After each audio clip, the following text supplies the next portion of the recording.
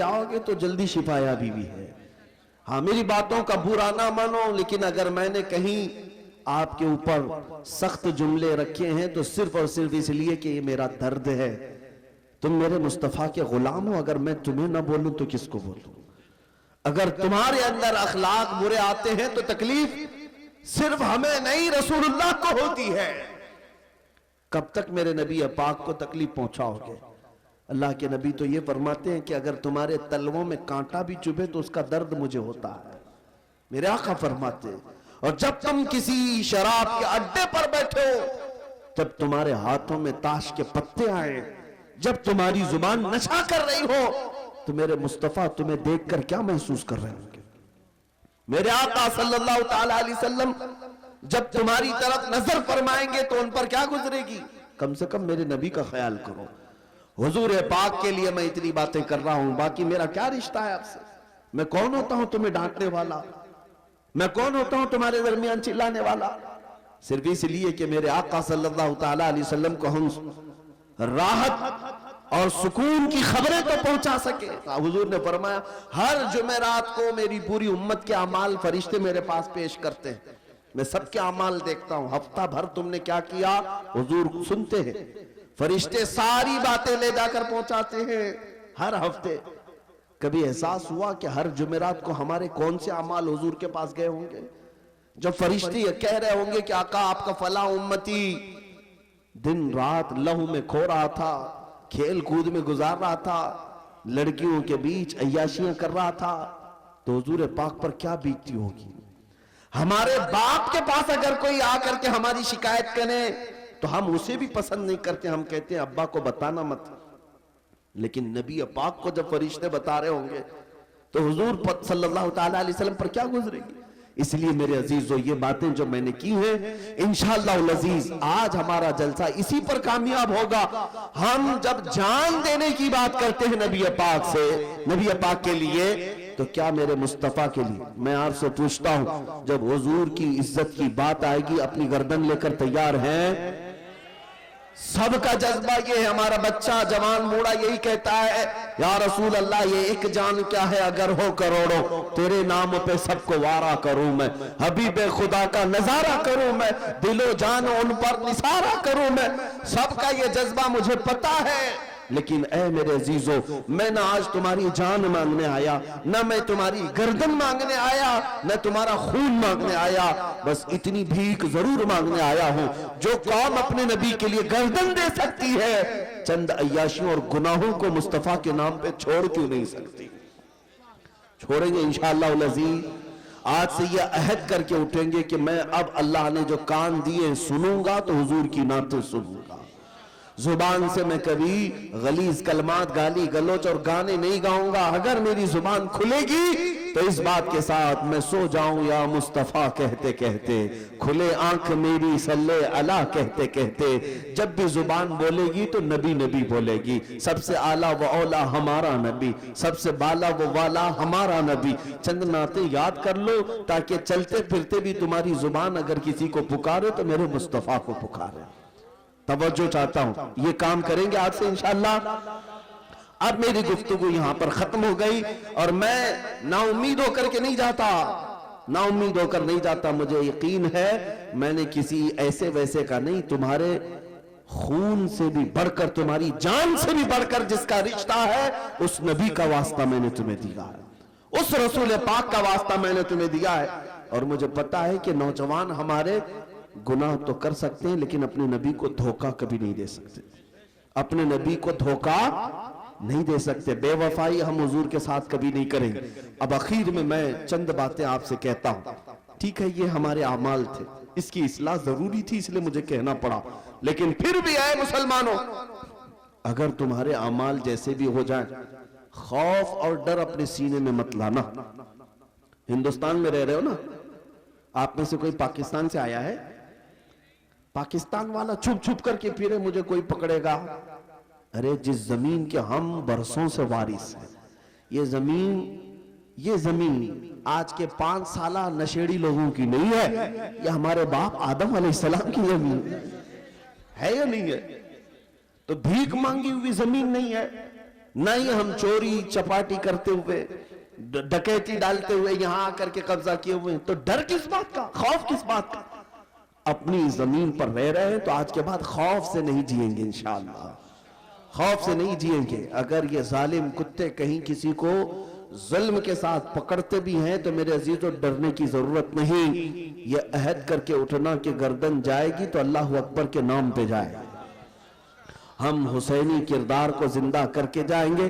تمہارے مرنے سے اور میرے مرنے سے کچھ نہیں ہوگا. اسلام زندہ ہوتا ہے ہر کربلا کے بعد انشاءاللہ العزیز, کچھ نہیں ہوگا.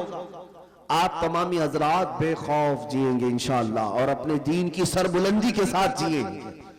اپنے دین کو نہ ہلکا ہونے دیں گے, نہ اپنے نبی پاک کی بے عزتی کبھی برداشت کر کے جئیں گے, کبھی نہیں. توہین رسالت ہوگی تو شم نبوت کے پروانے طاغوتی طاقتوں سے ٹکرائیں گے ناموس رسالت کی خاطر انشاءاللہ العزیز. ہر طاقت سے ٹکرائیں گے ناموس رسالت کی خاطر.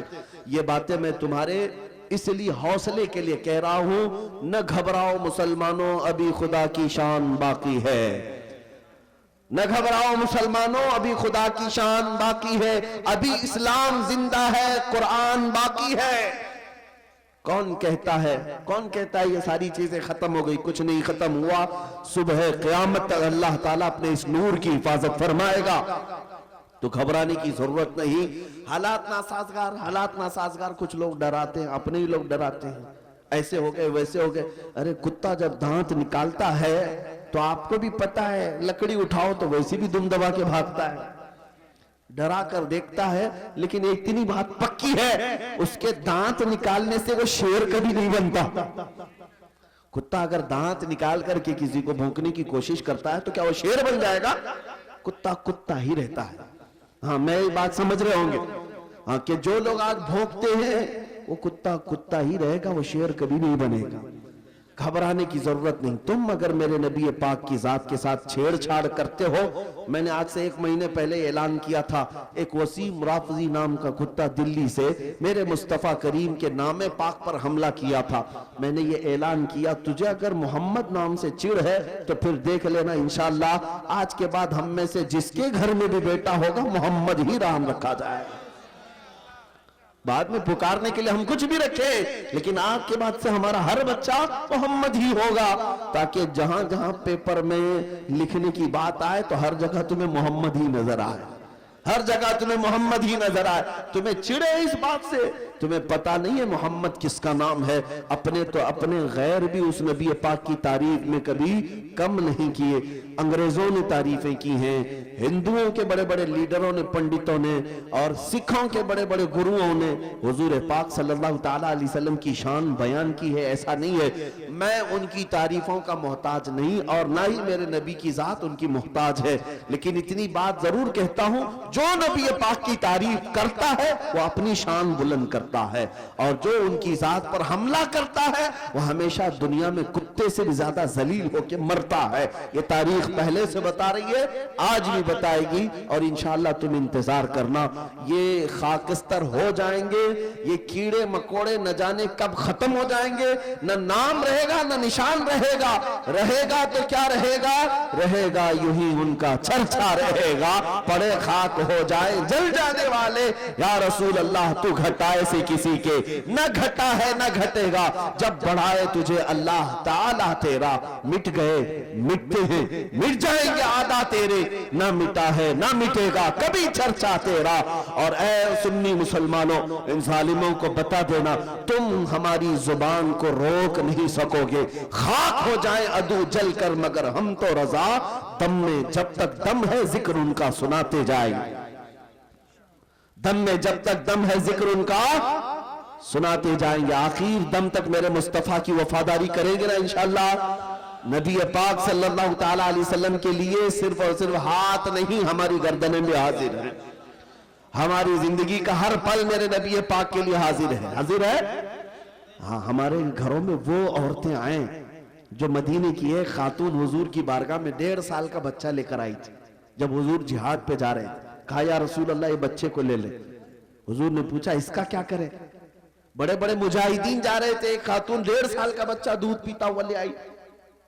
تو خاتون کا جذبہ تو دیکھیں، کہتی ہے یا رسول اللہ میرے گھر میں اس کے سوا کوئی جوان مرد ہے نہیں، یہ چھوٹا سا بچہ، میرا شوہر انتقال کر گیا، اس کو لے جائیں، یہ تیر تلوار تو نہیں چلا سکتا، لیکن جب دشمنوں کی طرف سے تیر چلے تو میرا بچہ ڈھال کے کام تو آ سکتا ہے۔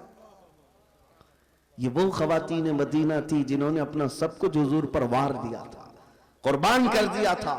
میرے عزیزوں وہ جذبہ پیدا کرو آج، انشاءاللہ العزیز ساری مصیبتیں یوں ہی چھٹ جائیں گی، ساری مشقتیں یوں ہی نکل جائیں گی۔ بات صرف اتنی ہے ہمیں کرنی ہے شہنشاہ بطحا کی رضا جوئی، وہ اپنے ہو گئے تو رحمت پروردگار اپنی، تم جہاں بھی جاؤ گے وہ رسول تمہیں تنہا نہیں چھوڑیں گے، تنہا نہیں چھوڑیں، چاہے تم جیل کے سلاخوں پہ جاؤ یا تمہیں پھانسی کے پھندے پر چڑھایا جائے، دنیا تمہارے ساتھ آئے یا نہ آئے وہ رخ مصطفیٰ ہر گھڑی تمہارے ساتھ ہوگا، نبی پاک کی ذات تمہارے ساتھ ہوگی۔